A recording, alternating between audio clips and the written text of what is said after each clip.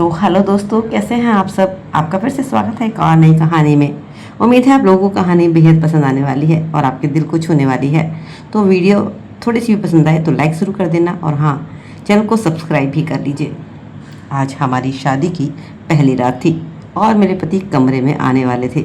मेरा दिल ज़ोरों से धड़क रहा था और यह हमारी पहली मुलाकात थी, क्योंकि अब तक हमने एक दूसरे को सिर्फ तस्वीरों में ही देखा था। हमारे परिवार में बहुत सख्त रीति रिवाज थे, इसी वजह से मैं कभी अपने पति से फ़ोन पर बात भी ना कर सकी थी। आज का ज़माना नया ज़माना था, लेकिन हमारे दोनों ही परिवार पुराने विचारों के थे। इसलिए मेरी लाख कोशिशों के बावजूद भी ना मैं अपने होने वाले पति से मिल सकी और ना ही बात कर सकी, और सीधा शादी होकर अपने ससुराल आ गई। बारात आने के टाइम पर भी और फेरों के बीच में भी मैंने बहुत चाहा कि किसी तरह अपने पति की शक्ल देख सकूं, लेकिन नहीं देख पाई। सहरा होने की वजह से उसका चेहरा ठीक से देख ही नहीं पाई थी और अब हमारी मुलाकात होने वाली थी। कुछ देर बाद कमरे का दरवाज़ा खुला तो घूंघट के अंदर ही मेरा दिल ज़ोर ज़ोर से धड़कने लगा। अपने पति का ख्याल आते ही मन में खुशी की लहर दौड़ गई, क्योंकि पिछले 4 महीने में मुझे अपने होने वाले पति से प्यार हो गया था। उसकी तस्वीर पर जब पहली बार मेरी नज़र पड़ी तब भी मेरा दिल उसके लिए धड़कने लगा था, और अब तो मैं उसकी पत्नी बन चुकी थी। उसने मेरा घूंघट उठाया। मेरा घूंघट उठाते ही मेरी नज़रें नीचे झुक गई। वो मेरी खूबसूरती की तारीफ़ करने लगा और मैं शर्म से चूर हो रही थी। फिर वह मेरे करीब आया तो मैं घबरा कर पीछे हट गई। मुझे रवि से इतनी बेबाकी की उम्मीद नहीं थी। अब मेरी नज़र धीरे धीरे उठने लगी थी। मैं उसे देखना चाहती थी, लेकिन जैसे ही नज़र उठी मेरे होश उड़ गए। मेरा शरीर थर थर काँपने लगा, क्योंकि वह तो मेरा पति था ही नहीं, वो तो कोई और था। मेरा दिल ज़ोर से धड़कने लगा था। ये मेरे साथ कौन सा खेल खेला गया था। मैं तो पिछले 4 महीने से जिस लड़के का ख्याल अपने दिल में बसाए हुए थी, जिसकी तस्वीर मेरे दिल में छिपी हुई थी, ये लड़का वह बिल्कुल भी नहीं था। ये तो कोई और ही था। तो दोस्तों, मेरा नाम मनु है। हर लड़की की तरह मेरे ही दिल में शादी को लेकर बहुत ख्वाब थे, लेकिन मैं लव मैरिज करना चाहती थी। मेरी सारी कॉलेज की सहेलियों ने लव मैरिज ही की थी। मेरा संबंध जिस परिवार से था, वहाँ रीति रिवाजों के नाम पर लड़कियों पर बड़ी पाबंदियाँ थी। पसंद की शादी तो दूर की बात थी, अरेंज मैरिज में भी लड़कियों को देखने की अनुमति नहीं होती थी। मैं बार बार अपने माँ बाप से कहती थी कि मैं अपनी पसंद से शादी करूंगी, और ये सुनकर मेरे माँ बाप बहुत गुस्सा होते थे और कहते तुझे कॉलेज पढ़ने भेजा है, लेकिन तू वहाँ जाकर अपनी परंपरा भूल गई है। मेरे पापा तो मेरा कॉलेज ही ख़त्म करवाना चाहते थे। इसलिए मेरी माँ ने मुझे समझाया कि बड़ों के मामले में मत बोला कर। मैं इन पाबंदियों से बहुत परेशान थी। बहुत ही ज़्यादा टाइट रीति रिवाज थे हमारे घर के। मेरा अपने ही घर में बिल्कुल भी दिल नहीं लगता था, क्योंकि मेरी बड़ी बहन रानी की शादी मेरे पापा ने अपनी मर्जी से करा दी थी, और वह अपनी शादीशुदा ज़िंदगी में बिल्कुल भी खुश नहीं थी। उसका पति उससे बहुत परेशान करता था। जब वह रोती हुई घर आती थी तो मुझे उसकी हालत पर बड़ा अफसोस होता था। मेरी बहन किसी और लड़के को पसंद करती थी, और यह बात मुझे अच्छी तरह मालूम थी। इसलिए बार बार मेरे दिमाग में यह बात आती थी कि काश दीदी की शादी उनकी पसंद से लड़के से कर दी जाती, तो आज वह अपनी ज़िंदगी में खुश होती। लेकिन उन घटिया रीति रिवाज के कारण मेरी बहन आज दुखी है। फिर कुछ समय बीता और मेरी शादी की बात शुरू हो गई। पापा चाहते थे कि कॉलेज ख़त्म होते ही मैं अपने ससुराल विदा हो जाऊं, इसलिए उन्होंने लड़का देखना शुरू कर दिया। आए दिन नए नए रिश्ते आने लगे। ऐसे रिश्ते आते जिन्हें देखकर मैं परेशान हो जाती थी। मुझे ऐसे ही घुमा फिरा कर देखा जाता जैसे मैं कोई कठपुतली हूँ, और इस सब का कसूर मैं अपने माँ बाप को समझती थी। आजकल के दौर में भला ये सब कौन करता है। लड़का लड़की तो आपस में एक दूसरे को पसंद करते हैं, समझदारी अच्छी होती है तो शादी कर लेते हैं। बस यही मेरे विचार थे। नौकरी मेरे माँ बाप को पसंद नहीं थी। अपने परिवार के पुराने रीति रिवाजों पर मुझे गुस्सा आने लगा था। ऐसा नहीं था कि मैं किसी को पसंद करती थी, लेकिन मैं आंखें बंद करके किसी भी इंसान से शादी नहीं करना चाहती थी।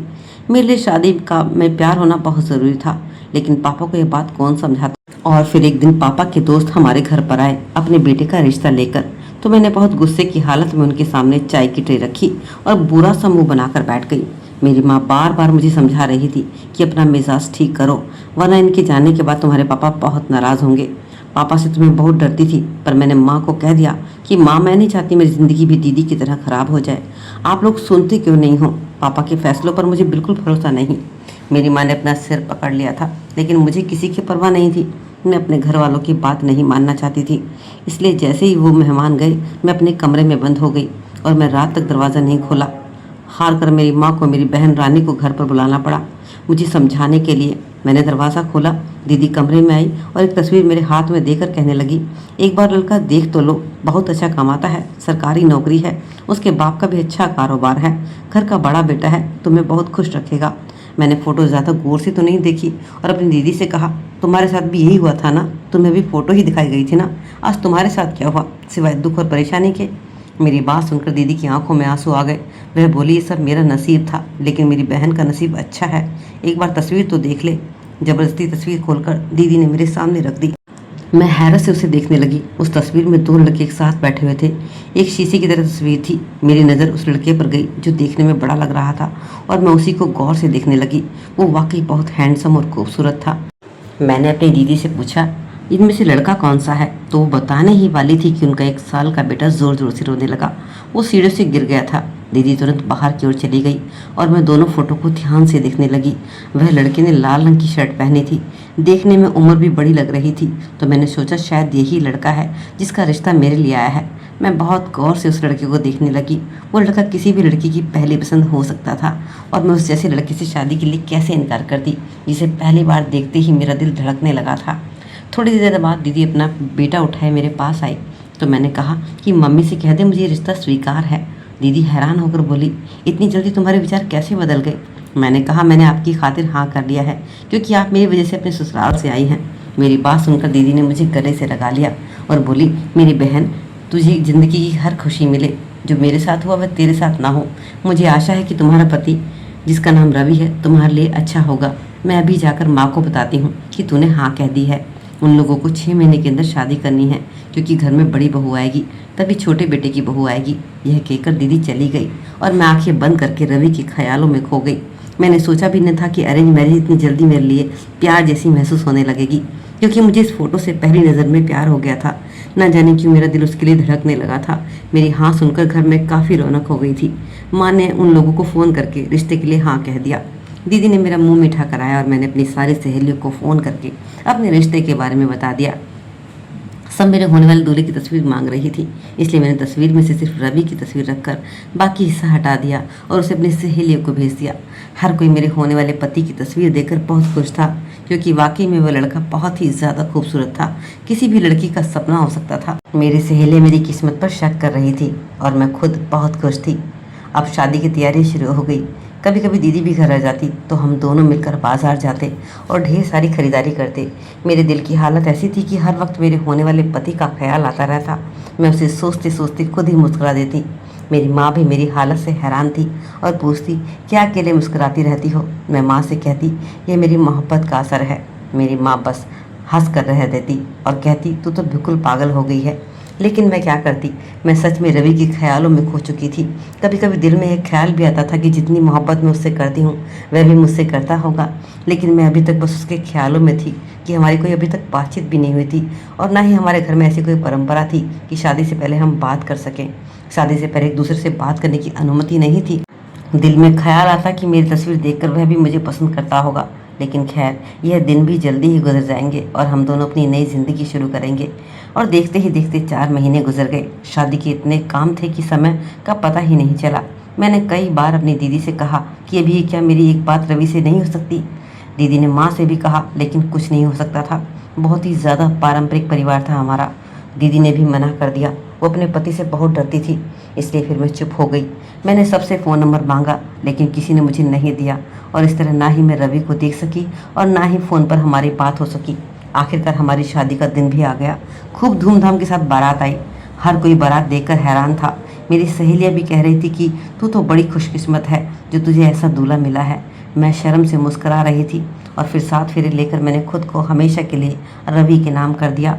अब मेरी विदाई हो रही थी। मेरे मन में बहुत से सपने थे और एक तरफ माँ, अपने परिवार को छोड़ने का दुख भी था। मैं दीदी के गले लगकर बहुत रो रही थी। दीदी ने मुझे समझाया कि तू खुश रहेगी, बिल्कुल भी रो मत। हर इंसान तेरे जीजा जी जैसा नहीं होता है, इसलिए फिक्र मत करो। रवि अच्छे परिवार से है, तुम्हारा ख्याल रखेगा। और फिर मैं रवि के साथ विदा होकर अपने ससुराल पहुंच गई। वहाँ भी हर किसी ने मेरे बड़े अच्छे तरीके से स्वागत किया और फिर मुझे मेरे कमरे में पहुंचा दिया गया। मैं अपने कमरे में बैठी अपने पति का इंतज़ार कर रही थी। मेरा दिल धक धक कर रहा था और मैं रवि को देखना चाहती थी, उससे बातें करना चाहती थी, उसे बताना चाहती थी कि उसकी तस्वीर देखकर ही मैं उससे प्यार कर बैठी थी। बीते 4 महीने हर पल मैंने रवि को अपने ख्यालों में रखा था और अब मुझे लग रहा था कि मेरी ज़िंदगी का सबसे खूबसूरत पल आने वाला है। कुछ देर बाद कमरे का दरवाज़ा खुला और भारी कदमों की आहट सुनाई दी। मैंने घूंघट के अंदर ही अपनी आंखें बंद कर ली। मेरा दिल तेजी से धड़क रहा था। मैं बहुत तड़प रही थी अपने पति को देखने मिलने के लिए। वो मेरे पास आकर बैठा और मेरा घूंघट उठाकर मुझे देखने लगा। मैं शर्म से नजरें झुकाए बैठी थी। तभी वह मेरे करीब आया तो मैं घबरा कर पीछे हट गई और जल्दी से आंखें खोल दी। सामने बैठे आदमी को देखकर मेरे होश उड़ गए, क्योंकि वह रवि नहीं बल्कि तस्वीर में बैठा दूसरा लड़का था। मैं घबरा कर बोली, तुम कौन हो और यहाँ क्या कर रहे हो? वो एकदम हैरान हो गया और घबरा गया। कहने लगा, मैं ही रवि हूँ। क्यों, क्या हुआ? कुछ देर पहले तुमने मुझसे शादी की है। मैं ये बात सुनकर हैरान हो गई और बोली, अगर तुम रवि हो तो तस्वीर में वो लड़का कौन था? तब रवि ने मुझे बताया कि फ़ोटो में जो लड़का है वो मेरा छोटा भाई है और तस्वीर में वह बड़ा दिखाई दे रहा है। मुझे गलतफहमी हो गई थी। मुझे अपनी गलती समझ आ गई और फिर मैंने रवि से माफ़ी मांगी। लेकिन रवि को मैंने दिल से पति स्वीकार नहीं किया था, क्योंकि पिछले 4 महीने से जो फ़ोटो मेरे मन में थी, जिससे मैं प्यार कर रही थी, मेरा दिल उसी के लिए धड़क रहा था। सुबह नाश्ते की मेज़ पर रवि ने सबके सामने मेरी गलतफहमी बता दी और मेरा मजाक उड़ाने लगा। मैं शर्म से सिर झुकाए बैठी थी। तभी मेरी नज़र पति के छोटे भाई पर पड़ी। वह चुपचाप मेरी तरफ देख रहा था। उसके चेहरे पर हल्की सी मुस्कान थी। मैंने तुरंत नज़रें झुका ली। मेरी सास ने उसे डांटते हुए कहा कि लड़की से गलती हो गई है तो उसका मजाक बनाने की क्या ज़रूरत है। रवि गुस्से में वहाँ से चला गया। मैं अपने कमरे में आकर बहुत रोई। कुछ देर बाद मेरी सास मेरे पास आई। उन्होंने मुझसे माफ़ी मांगी। उन्होंने कहा कि तस्वीर भेजने में गलती उनकी भी थी। मैंने उन्हें समझाया कि अब जो हुआ उसे भूलकर मैं अपनी नई ज़िंदगी शुरू करना चाहती हूँ। अब मैं उनके छोटे भाई की यादें अपने दिल से निकालने लगी थी और अपनी शादी को बड़ी ईमानदारी से निभाने की कोशिश करने लगी। लेकिन रवि का व्यवहार धीरे धीरे बदलने लगा। वह अक्सर मुझे ताने देता और मेरी पुरानी गलतफहमी को लेकर शक करता रहता। शायद उसे लगता था कि मैं उसके भाई को अभी तक नहीं भूल पाई हूँ और उसे अपना रिश्ता पक्का नहीं कर पाई। उसके मन में शक था कि शायद मैं उसके भाई को चाहती हूँ। उसकी बातें सुनकर मुझे बहुत दुख होता था। फिर मुझे पता चला कि रवि का दूसरी लड़कियों से भी मेलजोल था और वह मुझे ज़्यादा समय नहीं देता था। मैं उसकी बेरुखी से परेशान रहने लगी। एक दिन मैंने उसे किसी लड़की से फ़ोन पर बात करते हुए देख लिया तो मैंने उससे शिकायत की, लेकिन वह उल्टा मुझ पर नाराज़ हो गया और गुस्से में मुझे अपने छोटे भाई के कमरे तक ले गया। उसने दरवाज़ा खोलकर कहा कि तुम्हें तो यही पसंद है, आज उसी से बातें कर लो, और ये कहकर वो वहाँ से चला गया। मैं शर्मिंदगी से खड़ी रह गई। मेरा देवर मुझे देख रहा था। उसने मेरी हालत देखी और कहने लगा, भाभी क्या हुआ? भाई इतनी गुस्से में क्यों हैं और तुम्हें मेरे कमरे में क्यों छोड़ गए? मैंने रोते हुए उसे सारी बात बता दी। तभी देवर ने कहा कि रवि का स्वभाव हमेशा से ऐसा ही रहा है। उसे शादी की जिम्मेदारी समझ नहीं आती। वह अपनी ज़िंदगी में कई गलत फैसले ले चुका है। मेरे देवर ने मेरी सास को बुलाया और उन्हें सारी कहानी बता दी कि कैसे मेरा पति मुझ पर शक करता है।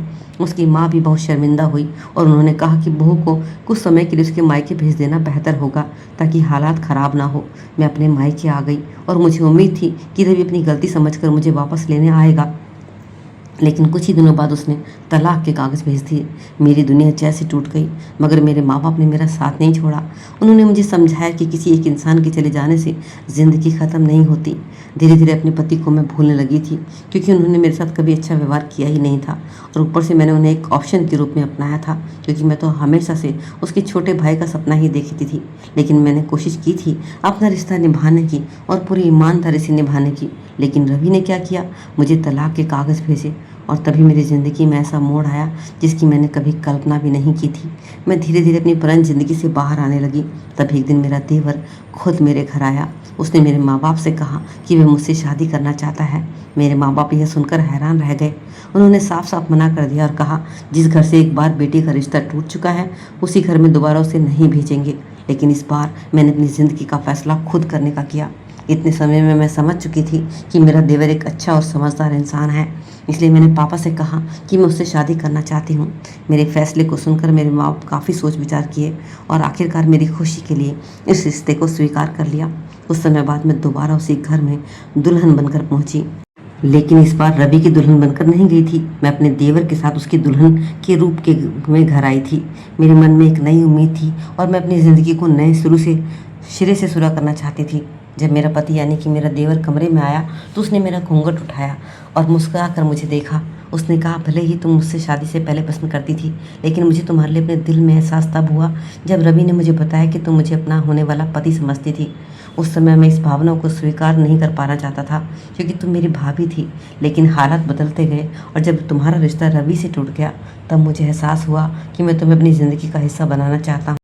उसकी बात सुनकर मेरी आंखों में आंसू आ गए। उसने आंसू पोंछे और सुकून का महसूस किया, क्योंकि पहली बार मुझे लगा कि मेरी ज़िंदगी में कोई ऐसा इंसान है जो मुझे समझता है और मेरा सम्मान करता है। मेरा देवर मेरे लिए एक अच्छा पति साबित हुआ। उसने मेरा हमेशा सम्मान किया। उसने कहा कि पुरानी बातों को भूलकर हम दोनों अपनी नई ज़िंदगी की नई शुरुआत करेंगे। और कुछ समय बाद उसने फैसला किया कि हम उसी घर में नहीं रहेंगे, क्योंकि वहाँ पुरानी यादें हमें परेशान करेंगी। इसलिए उसने एक अलग घर लिया और हम दोनों वहाँ रहने लगे। धीरे धीरे हमारी ज़िंदगी में खुशियाँ भर गई। आज हमारी शादी को 6 साल हो चुके हैं। हमारी एक प्यारी सी बेटी भी है और मैं अपनी ज़िंदगी में बहुत खुश हूँ। दूसरी तरफ मेरा पहला पति अपनी ज़िंदगी में अकेला पड़ गया था। उसे अपनी गलतियों का एहसास हो रहा था, लेकिन अब उस गलती की कोई माफ़ी भी नहीं थी। उसे अपनी गलतियों का एहसास देर से हुआ, इसी कारण वह उदास रहने लगा और उसे बीमारियों ने घेर लिया। जब मुझे उसके बारे में पता चला तो मुझे दुख ज़रूर हुआ, लेकिन मैंने अपने मन ही मन में यही सोचा कि अगर उसने समय रहते रिश्तों की कदर की होती तो शायद उसकी ज़िंदगी भी अलग होती। आज मैं अपनी पसंद के पति के साथ सम्मान और प्यार से भरी ज़िंदगी जी रही हूँ और मुझे एहसास हुआ है कि कभी कभी ज़िंदगी हमारे मन की राह नहीं चुनती, लेकिन आगे चलकर वही रास्ता हमें उस जगह पहुँचा देता है जहाँ हमारे लिए सच्ची खुशी इंतजार कर रही होती है। शायद भगवान ने मुझे पहले ही सिग्नल दिया था, जिसे मेरे दिल में बसाया था, भगवान ने मुझे उसे लौटा ही दिया। तो दोस्तों, जो भी होता है अच्छे के लिए होता है। भगवान तुम्हारे लिए कभी बुरा नहीं सोचता। भगवान पर हमेशा भरोसा रखें। तो दोस्तों, यदि छोटी सी कहानी पसंद आई तो वीडियो को लाइक, चैनल को सब्सक्राइब जरूर कर लें। धन्यवाद।